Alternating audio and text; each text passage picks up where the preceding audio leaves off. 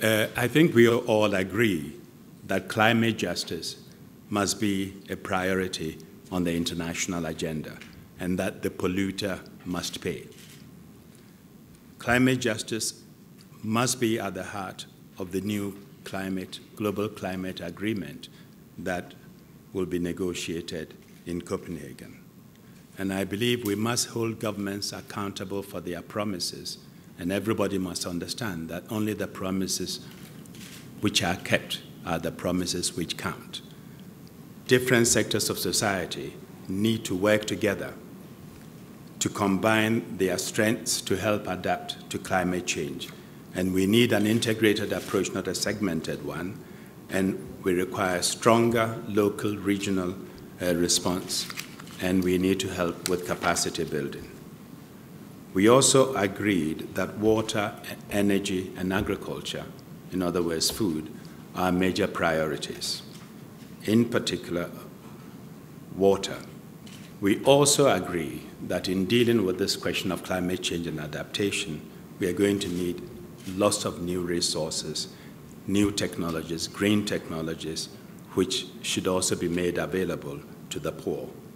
And I think we've also heard over the last 2 days that there are solutions available. In fact, Jeff and others said there are enormous amounts of solutions available. But one thing we know, and I think it was Jeff and others who repeated it, that all solutions cost money, which again goes to the question of the resources and how do we get that money? How do we get the resources to tackle these challenges? I think in the medium term, we need to really develop effective and fair low-cost carbon trading market, complemented by others. I think my sense here with the discussion was that carbon tax is also something that could be considered. Some of the figures and amounts of money that is going to be required that we heard during this session are mind-boggling, and we cannot rely on governments alone to make it up with the current structures. We need new sources of funding to do that.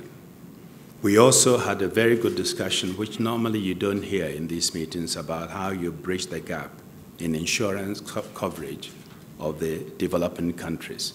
And I think if I were an African farmer sitting in this room, I would have been extremely encouraged, because the African farmer is the only farmer in the world who takes all the risks. And I think there are some in Asia and Latin America.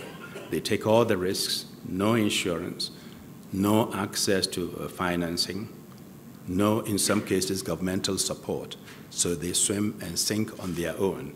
So to hear that insurance is possible and accelerated weather index insurances can also be available, for them is going to be the difference between survival and catastrophe. And this is something we will take forward and see how we can build on that.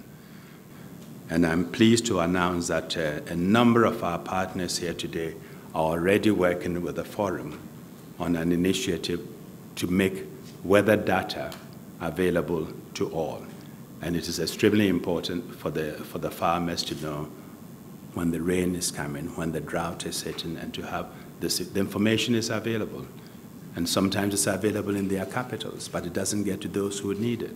And I hope with this initiative, we'll be able to reach all who need it. The forum wants to turn your ideas into action. We have always maintained that we don't want to be a talk shop. We don't want to be just another meeting. We would want to add value. I think you're all ready for lunch. I don't want to starve you any further. Thank you very much, and good lunch.